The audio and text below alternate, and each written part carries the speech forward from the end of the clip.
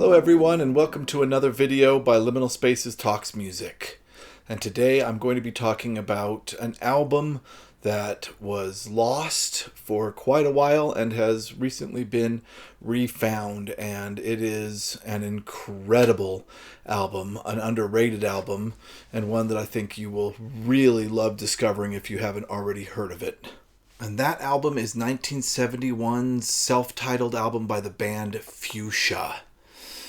And this album has an incredible story. It's kind of a sad story at some points, but happy at others. I discovered this record, I think, in 2014, 2015.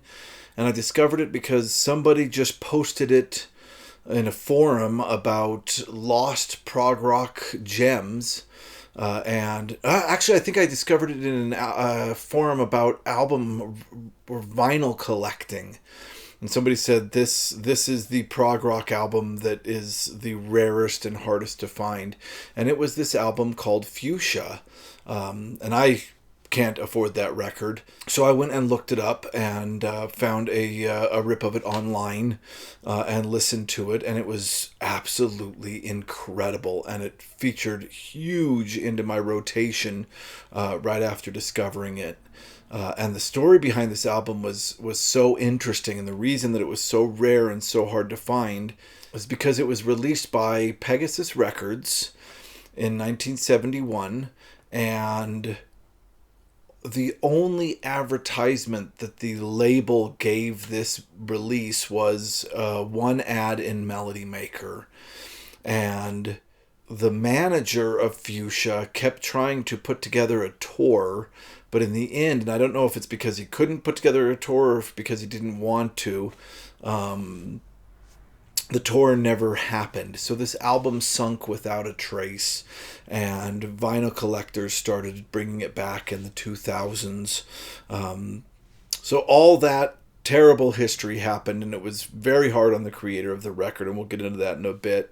And then the very happy event of collectors refinding it occurred and shared it. But this album wouldn't have been the rare gem it is if the music wasn't as good as it was. And that's the second part that makes this such an incredible story, is this album shouldn't have been lost because it's an incredible record. And it got great reviews at the time of its release, and it still gets great reviews today. It is truly a lost gem, and if you haven't heard it, I'm very excited for you to give this album a listen. I think you'll really love it. The band was formed in 1970 by Tony Durant. I don't know if that's how you say his name, Durant. I'm going to say Durant. If I'm mispronouncing that, I seriously do apologize. The name is named after a character in the Gormenghast trilogy, which was written by Mervyn Peake. I just realized this today. I didn't know that was the origin of the band's name. And the band is named after the character Lady Fuchsia Groan from this book. I really like that two of my interests are coming together so perfectly here. And it was, like I said, formed by Tony Durant. And the rest of the players on it are... Tony Durant does guitar and vocals. Michael Day does bass. Michael Gregory does drums. For a little while, they were a trio. And then they hired Janet Rogers to do violin and background vocals. Madeline Bland, who did cello, piano, harmonium, and vocals. And finally, Vanessa Hall-Smith, who did violin and backing vocals. And it is with these 6 members that we get the fuchsia that is this incredible lost album. And I'm just going to speak generally of the sound of the album, and then I'll bring up some tracks that I think really... honestly, for me, from start to finish, this album is fantastic. It's one of the few albums that I don't really have any cons for. This album is killer. But I don't want to get too repetitive in this video, so just overall, there's a kind of... so it's definitely got a prog rock sound. There's different little vignettes inside each song. There's a constant changing tone and emotion throughout the songs. There's changing rhythms, and it's really an outstanding prog album. It also leans towards psychedelia and folk. And to me, it really sounds like it's highly influenced by classical music from the Baroque era. And the layers and the counter melodies, it's just absolutely incredible. And this is the aspect of the album that I think will catch the most people. These constant tone changes and layers. We get these very delicate moments with the acoustic guitar and just the voice, and then these really complex string arrangements that are just absolutely incredible. I think right away you will appreciate the complexity and uniqueness of this record.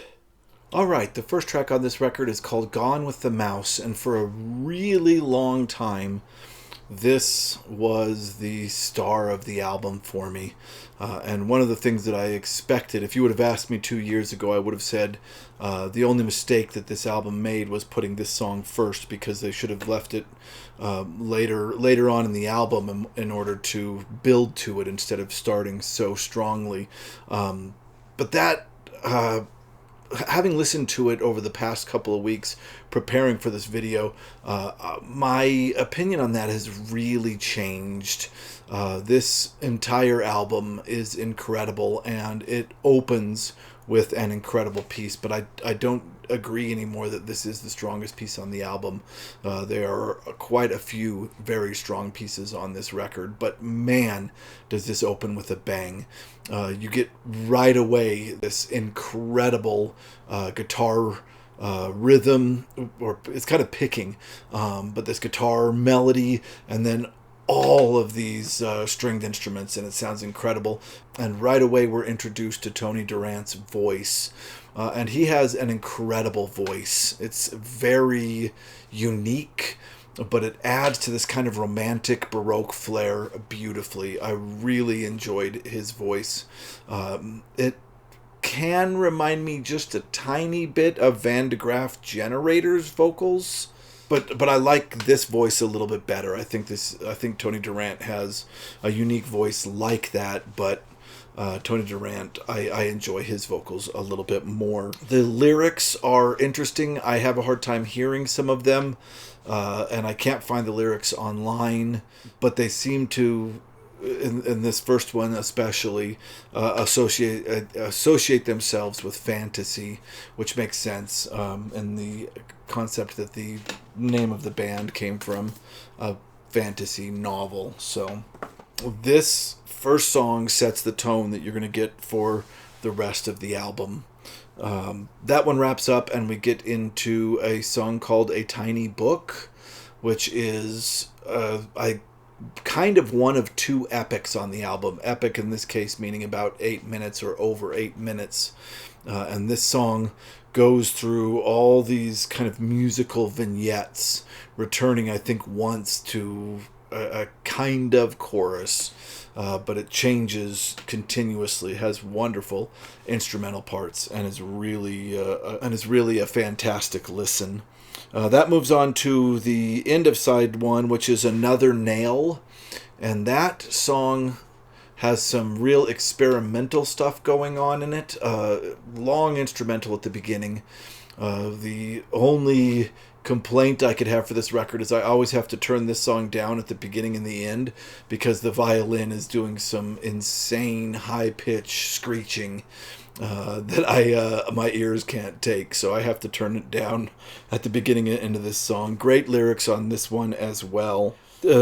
Side 2 opens with Shoes and Ships, which is our first kind of sense as this band as more poppy, and I really do enjoy the poppy sound that starts emerging here. And I think side 2 overall plays a lot poppier than side 1 does. Shoes and Ships is followed by the Nothing song, which is the second epic, and this one is instrumentally incredible. It is probably some of my favorite instrumentation on the album. It goes everywhere. You have to hear the epic that is this song. The next song is Me and My Kite, which, if there was going to be a hit off this record, I think this would have been it in 1970. It has a very early Pink Floyd Syd Barrett psychedelic sound to it, and I really like it. It's the least complex of the songs on this record, but it is very catchy, and I really enjoy it for that. And we close with Just Anyone, and I'm going to bring up Floyd again. There's a repeating refrain in this song where he says, is there anybody out there?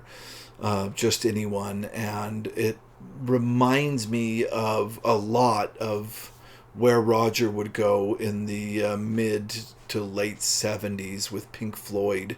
Roger Waters would go with Pink Floyd. But it's a very early example of this kind of plea, and it's a very dark moment on this album, and it closes out the album, and it's really, really beautiful. I can't describe... I mean, I could say that this album, because of the strings, sounds a little bit like ELO, and that might give you a bit of an idea, but honestly, this is far from ELO. The musical pieces that they make, and I hate to be repetitive, create this aura of fantasy, romance, and this Baroque style music that has to be heard to be appreciated. I will point you to where I think the best place for you to get this album is, and that is bandcamp.com. If you just look up Fuchsia album, their Bandcamp will come up. Cool thing about Bandcamp is they give the largest chunk of the money to the artists that I know of, so that's the best way to get money directly to artists. There is a few other albums. Tony Durant has recently started doing some work. I haven't broken into it yet, but I do plan to, so I'm really looking forward to give that a listen. But yeah, this is probably my favorite Lost album. It's absolutely incredible. Give it a listen. Let me know in the comments what you think. If you've already heard this record, let me know what you think of it. Let me know your story with it. I love to hear about that kind of stuff. And that's really all I have for today. If you like this video, please click like, and if you like this content, please click subscribe, because we'll be making a lot more of it in the future. Thank you so much for watching.